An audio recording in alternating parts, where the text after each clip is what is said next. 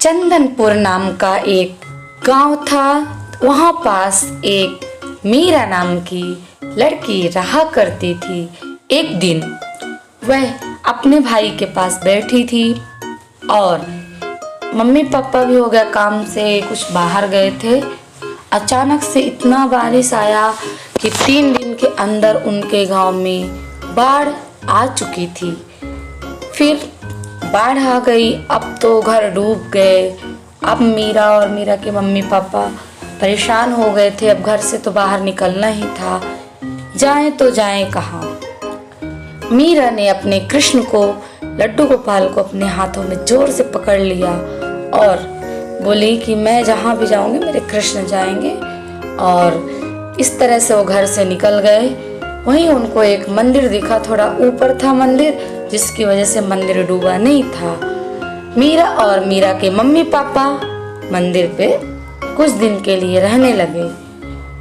बारिश थम गई, घर तो डूब ही चुका था, बिगड़ गया था।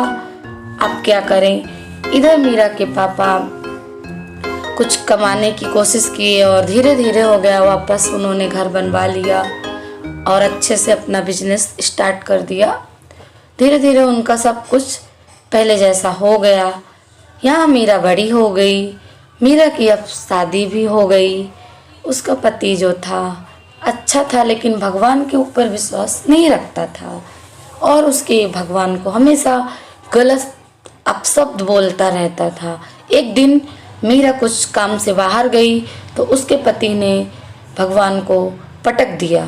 मीरा तुरंत आकर रोने लगी और अपने कृष्ण को पकड़ ली जोर से और बोली, हे कृष्ण, मैं आपको आज के बाद कहीं नहीं छोड़ूंगी, जहाँ जाऊंगी आपको लेकर जाऊंगी। और अपने पति से बहस नहीं की, क्योंकि वो तो सुधरने वाला था नहीं। समय बीत गया। कुछ समय बाद उसके एक प्यारा सा बेटा हुआ, वो भी पल बढ़ के बड़ा हो गया। इधर उसका पति, इतने अच्छे कर्म थे उसके कि वह चल बसा।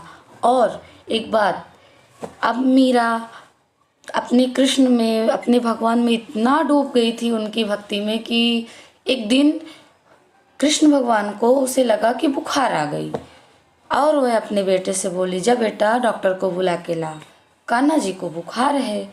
उसका भी लड़का आज्ञाकारी था मीरा का, गया डॉक्टर को बुलाया। डॉक्टर भी हैरान थे, आए और उन्होंने जैसे ही कान्हा जी का चेकअप किया, जैसे ही उनके दिल में धड़कन में उन्होंने चेकअप किया तो धक धक की आवाज़ सुनाई दी।